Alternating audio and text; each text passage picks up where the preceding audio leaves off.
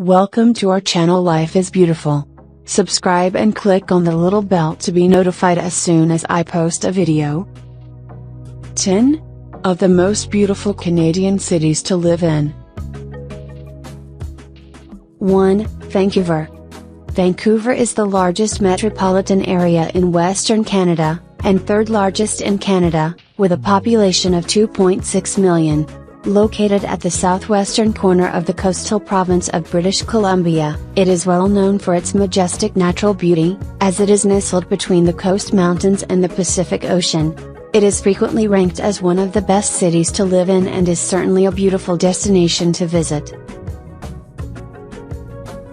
2. Toronto. Toronto is the most populous city in Canada and the provincial capital of Ontario. It is located on the northwestern shore of Lake Ontario. Toronto, with a population of 2.6 million, is at the heart of the Greater Toronto Area, GTA, which contains 6.2 million people.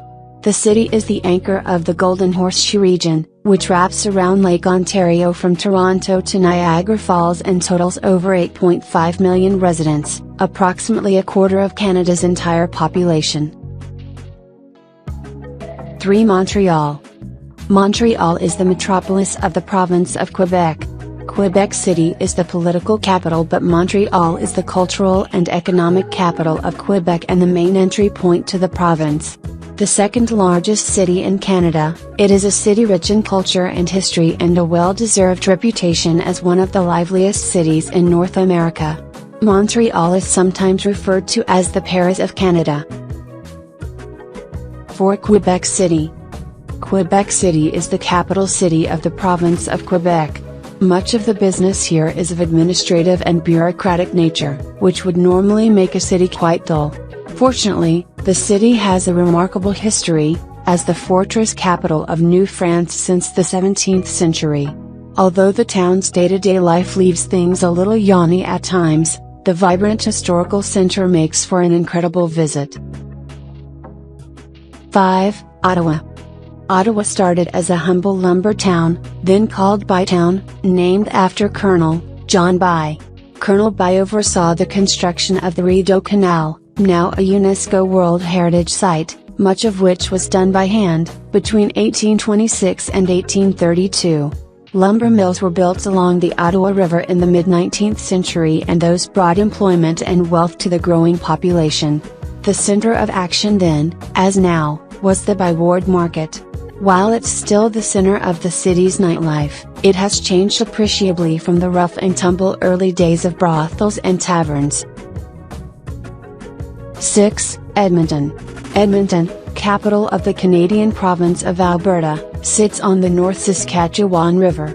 Its past is recreated at Fort Edmonton Park, a living history museum housing an 1846 fort, as well as a reproduction of streets from 1885, 1905, and 1920.